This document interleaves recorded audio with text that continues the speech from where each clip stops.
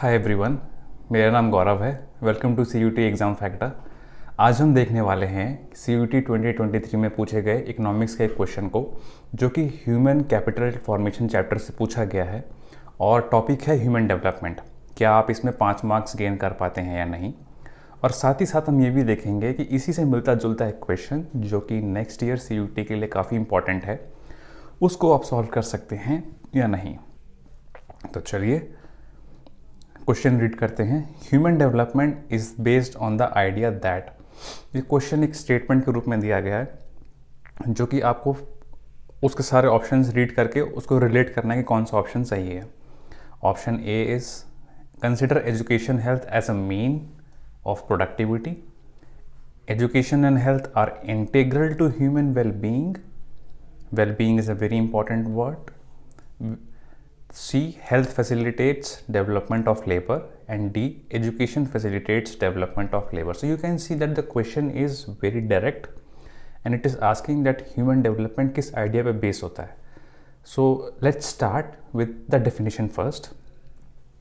Human development is defined as the process of enlarging people's freedoms and opportunities and improving their well-being. It is about real freedom. Ordinary people have to decide वो क्या कर सकते हैं, वो क्या बनना चाहते हैं और वो कैसे जीना चाहते हैं। ये 3 इंपॉर्टेंट फैक्टर होता है ह्यूमन डेवलपमेंट का।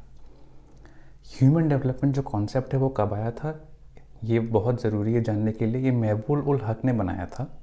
He was a Pakistani finance minister. उनका पर्पस ये था कि जो हम लोग कैलकुलेट करते हैं अपना इकोनॉमिक ग्रोथ के बारे में, वो प्योरली बेस्ड होता है GDP पे, लेकिन वो सारी चीज़ें नहीं इंक्लूड कर पाता। वो केवल इंक्लूड करता है कितनी ग्रोथ हो रही है, कितना मनी जनरेट कर रहे हैं। So economic development is not just about how much growth is happening, how much money is happening, how much buildings are constructed. It is a much broader concept. तो central to human development approach is the concept of capabilities. Hindi में बोले ना तो इसको क्षमता कहते हैं, कितनी काबिलियत है। Capabilities, what people can do. पहली चीज़ वो क्या कर सकते हैं, क्या उनके पास स्किल्स है। अभी आप करेंटली स्टूडेंट हैं तो आपके पास स्किल है, you can study right now so that you can qualify to a good college to get admission. And what they can become, right, once they are skillful and then they can become something, whatever they want to, they have their goal in their mind, are the equipment to have a pursue a life of value.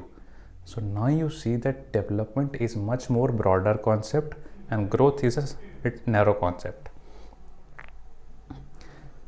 एक चीज़ इसमें ध्यान रखने की होती है human development index. ये बहुत ही important topic है क्योंकि इससे आपकी NCERT में भी काफ़ी क्वेश्चन हैं और ये आपके CUT एग्ज़ाम में भी पूछा जा सकता है। Why? Because it is a static concept which is in NCERT, but it is also a dynamic concept because sometimes even current affair questions are being asked in CUT. So Human Development Index is a composite statistical measure. वो एक measure करता है कि कैसे used to assess and compare the overall well-being and development of countries. अब ये किस तरह से करता है इसको जानना बहुत ज़रूरी है। ये 3 तरीके से करता है। पहला होता है इसका हेल्थ। हेल्थ के अंदर क्या आ सकता है, हेल्थ के अंदर इसमें आता है कि एक इंसान किस कंट्री में कितने एवरेज नंबर ऑफ ईयर्स जीता है उस पर्टिकुलर कंट्री के हिसाब से, और वहाँ की लाइफ एक्सपेक्टेंसी रेशियो क्या है। For example in India it is around 69 years, right? And in Japan it is 80+ years. So that way the health indicator or health as a dimension is the first. Second is education, which is very important. The level of education a nation has determines the value they are able to put into the world. Education is one of the most primary resource, you can say, a primary requirement of any nation to build a strong skillful country. And third is standard of living.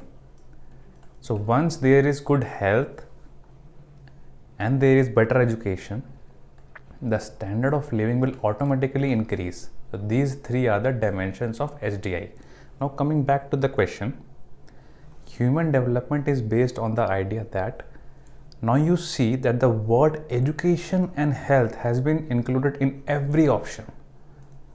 So it is not the question which is tough, it is the option that makes that particular question tough. And to achieve these 5 marks require conceptual understanding, which we just did. So the correct answer is this B, because it is clearly saying that human development is based on the idea that in which education and health are integral. Remember the word integral, वो उसी के अंदर समाते हैं. Human development is like an umbrella and education and health are integral to that concept. It is not as a mean. अगर ये mean होता, यहाँ पे फिर क्या पूछा गया होता? यहाँ पे पूछा गया होता ह्यूमन कैपिटल, क्योंकि ह्यूमन कैपिटल डिफाइन करता है एजुकेशन और हेल्थ को एक जरिया, एक मीन की तरह, एक सर्टेन गोल अचीव करने के लिए, चाहे वो प्रोडक्टिविटी हो. ठीक है, human capital is a narrow concept, it is not a broad concept as human development. And third and fourth option is just talking about health and education in a single manner, which is automatically, you can eliminate if you are aware about the concept, right? So this was the question. This question is directly from the NCERT. If you are preparing for your exam right now, focus on NCERTs, and that will help you in CUT exams also. The second question which I want to ask that can come in the next year is this. If you are aware of the answer to this question, write the answer right now, pause the video and write the answer. If you want to revise, you can go back and revise and then write the answer in the comment section. Thank you for watching this video. आज हमने human development topic के बारे में पढ़ा.